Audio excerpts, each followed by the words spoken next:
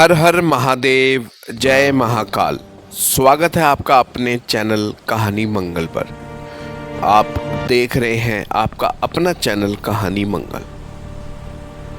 रात, जब शहर की ज्यादातर लाइटें बुझ चुकी होती हैं, जब खिड़कियों के पर्दे खुद ब खुद हिलने लगते हैं और जब हर आम आवाज भी कुछ ज्यादा ही साफ सुनाई देने लगती है, उसी वक्त कुछ आवाजें ऐसी होती हैं जिन्हें हम रोज सुनते हैं और उसी वजह से उनसे कभी नहीं डरते।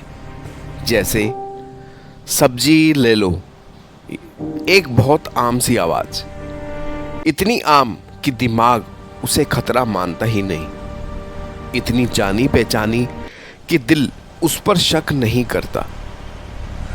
लेकिन अगर वही आवाज हर रात एक ही समय पर सुनाई दे, अगर वही आवाज उन गलियों में गूंजे जहां अगली सुबह घर बंद मिले, खिड़कियां सूनी हो और अंदर से किसी के रोने की आवाज भी ना आए। सोचिए, अगर सब्जी बेचने वाला आपके दरवाजे पर नहीं बल्कि आपकी नींद के अंदर आ जाए। कहते हैं कुछ लोग खाने की चीजें नहीं बेचते, वो भूख बेचते हैं, और कुछ भूखे रोटी से नहीं मिटती, उन्हें चाहिए यादें, डर और कभी कभी जिंदा इंसान। ये कहानी है एक ऐसी गली की जहां लोग सब्जी लेकर सोते थे और सुबह उठते थे किसी अपने के बिना। ये कहानी है एक ऐसे सब्जी वाले की जिसकी ठेली पर सिर्फ टमाटर, आलू और बैंगन नहीं थे, बल्कि कुछ ऐसी चीजें थी जिन्हें देखने के बाद आंखें खुद ब खुद बंद होना चाहती हैं। इस कहानी में आपको अचानक डराया नहीं जाएगा। यहां डर धीरे धीरे आपके अंदर उतरेगा। पहले एक आवाज, फिर एक शक, फिर एक सपना और अंत में एक ऐसी सच्चाई जिसके बाद आप रात में किसी आवाज को सामान्य समझने की गलती नहीं करेंगे। तो अगर आपको लगता है कि डर सिर्फ भूत प्रेत से आता है, तो ये कहानी आपकी उस सोच को तोड़ देगी, क्योंकि आज की कहानी में भूत नहीं बल्कि एक सब्जी वाला है। और यकीन मानिए, इस कहानी के बाद आप जब भी रात में सब्जी ले लो सुनेंगे तो दरवाज़ा खोलने से पहले एक बार नहीं, कई बार सोचेंगे। आप सुन रहे हैं कहानी मंगल, जहां डर आवाज बनकर आपके कानों में उतरता है।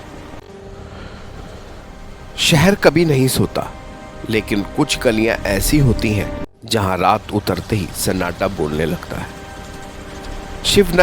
शिवनगर की गली नंबर 9 वैसी ही थी। दिन में शोर, बच्चे, ठहाके, सब्जियों की खुशबू और रात में एक अजीब सी घुटन। राघव इसी गली के आखिरी मकान में किराए पर रहता था। आईटी कंपनी में काम करता था, अक्सर देर से लौटता था। उस रात भी घड़ी में करीब 11 बज रहे थे। सब्जी ले लो, ताज़ी सब्जी ले लो। राघव के कदम ठिठक गए।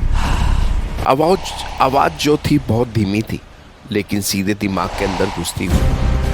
ना ऊंची ना भारी, बस बिल्कुल अलग। उसने इधर उधर देखा। गली लगभग खाली थी। इतनी रात को उसने खुद से कहा कि इतनी रात को कौन हो सकता है। पहली नजर बालकनी से नीचे झांका।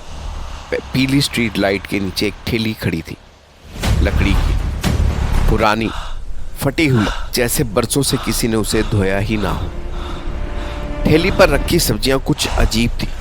टमाटर ज्यादा लाल थे, बैंगन बहुत काले, भिंडी पर मिट्टी नहीं बल्कि कुछ सूखा हुआ, गाढ़ा सा, और ठेली के पीछे खड़ा था। सब्जी वाला चेहरा आधा छाये में, पीठ थोड़ी झुकी हुई, हाथ लंबे, अस्वाभाविक रूप से लंबे। सबसे अजीब बात यह थी, वो हिल नहीं रहा था, जैसे कोई इंसान नहीं बल्कि खड़ा कर दिया गया एक पुतला हो। जिन घरों के दरवाजे खुले, राघव सोच ही रहा था कि तभी एक दरवाजा खुला, फिर दूसरा, फिर तीसरा। गली के लोग बाहर आने लगे। किसी के चेहरे पर नींद नहीं थी, कोई सवाल नहीं, कोई मोल भाव नहीं, बस चुपचाप सब्जी लेते और वापस अंदर चले जाते। सब्जी वाला किसी से आंख नहीं मिलाता, वो सब्जी नहीं, बिल्कुल भी नहीं तोल रहा था। वो बस उठाकर थैले में डाल रहा था और हर बार थैला देते हुए धीरे से कहता, आज बहुत ताज़ी है। राघव चौंक गया, ये चल क्या रहा है। अगली सुबह गली बदली हुई थी। जिस घर से हंसी आती थी वहां सन्नाटा था। जिस घर से रेडियो बजता था वहां खिड़कियां बंद थी। राघव ने देखा शर्मा आंटी जो रात को सब्जी लेकर गई थी वो बालकनी में बैठी थी। उनके बाल बिखरे हुए, आंखें सूनी। आंटी सब ठीक है ना? वो मुस्कुराई, लेकिन वो मुस्कान किसी जीवित इंसान की नहीं थी। सब ठीक है। और फिर धीरे धीरे से बोली, बस घर में अब कोई भूखा नहीं है। उसी रात राघव को सपना आया, एक अंधेरी रसोई, फर्श पर पानी नहीं, खून, और कोने में बैठा एक बच्चा। उसका चेहरा दिखाई नहीं दे रहा था, बस रोने की आवाज। मुझे भी खिलाओ। राघव की नींद टूट गई। उसने घड़ी देखी, 11:15 हो रहे थे। अचानक सब्जी ले लो की आवाज आने लगी।